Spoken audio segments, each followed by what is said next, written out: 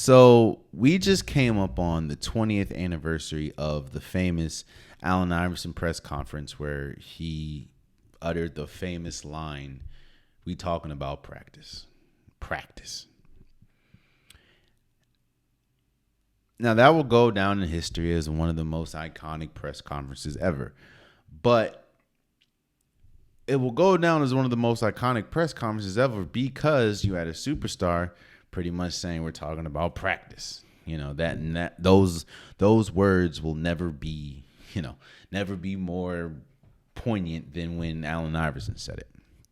Now, I will come on, people that know me know Allen Iverson is a huge influence not only in my life but in the basketball community as a whole. In fact, I will argue that he is the most influential player ever to touch a basketball court. Hell, I even have a tattoo of Allen Iverson on my arm. Not of his face, like Allen Iverson jersey. But why is that press conference so important to me? That press conference shows beautifully how much we really don't know about athletes outside of what they do. Stars in general. But because this is a sports podcast, I will keep it to athletes. We don't know much about athletes outside of the sport they play. And what I mean by that, and why do I talk about this press conference that happened that happened 20 years ago?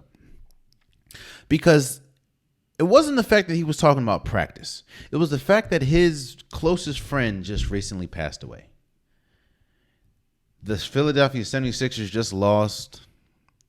So the last thing I want to do is talk about freaking practice. That's the last thing I want to do. Especially, and it shows, and he clarified it after. Like, yo, my man's, walk a mile in my shoes. My best friend just died. We got bounced out the playoffs, and y'all are talking to me about I should be better in practice. The star player. So it really shows how much little we don't know about players. I mean, outside of their sport. Hell, this is coming off of, think about what we've seen recently. Just how tough it was to watch the Michael Beasley interview. Shouts out to Ryan Clark in the Pivot podcast, but how tough it was to watch the Ryan Clark interview. Or watch Cam Newton when he was on More Than an Athlete, pretty much pleading that he feels he deserves a job. So what is my unpopular take? And to me it shouldn't be that unpopular, but I feel that sports leagues should make it mandatory.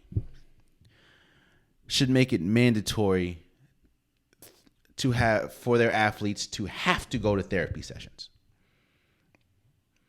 Because Michael Beasley says something that I've heard before, but it ringed differently when he said it. You can't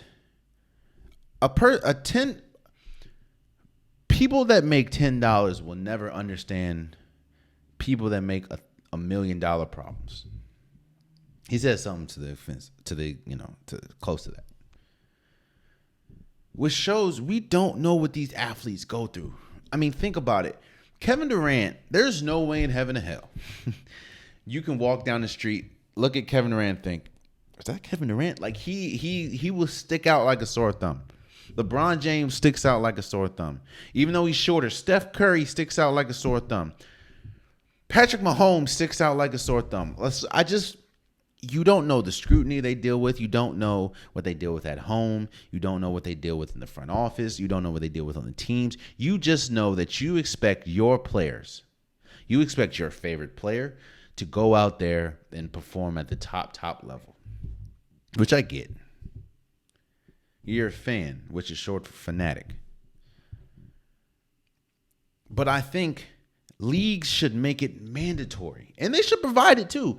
They should provide every league, every team, every league should pay for mandatory therapy sessions.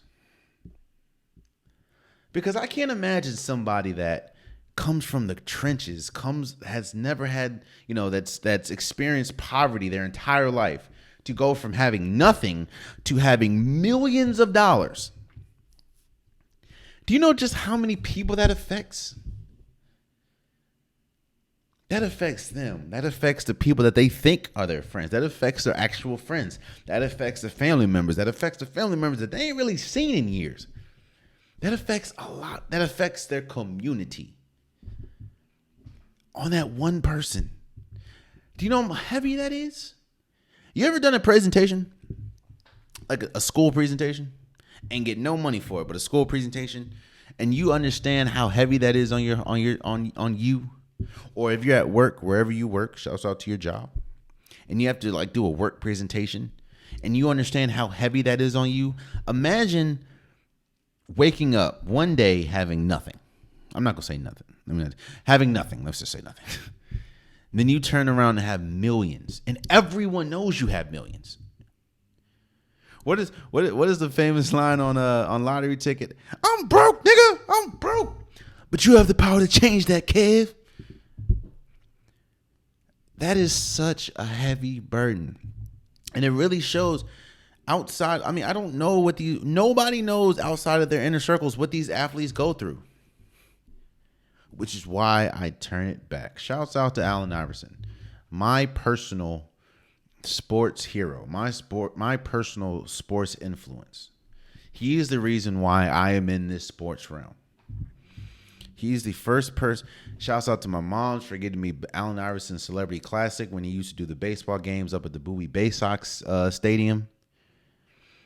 I was able to go backstage, and he was able to sign some autographs for me and a whole bunch of kids.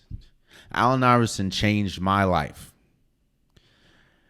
But that also we don't know nothing about this man's life. We don't know nothing about any athlete's life. And while we be killing, I mean, Stephen A. Smith been going crazy about Kyrie and Ben Simmons.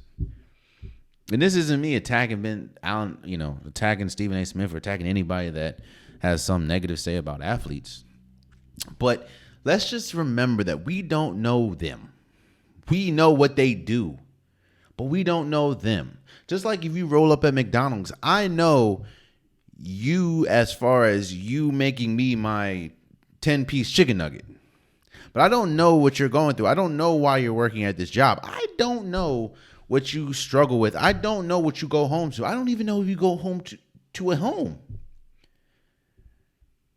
And we have to keep that same energy with stars, with athletes.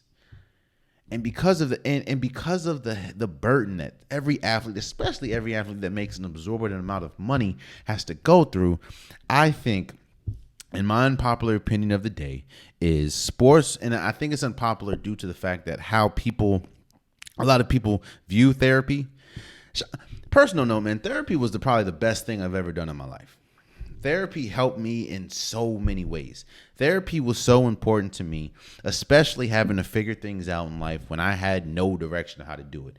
Yes, I'm a very spiritual person.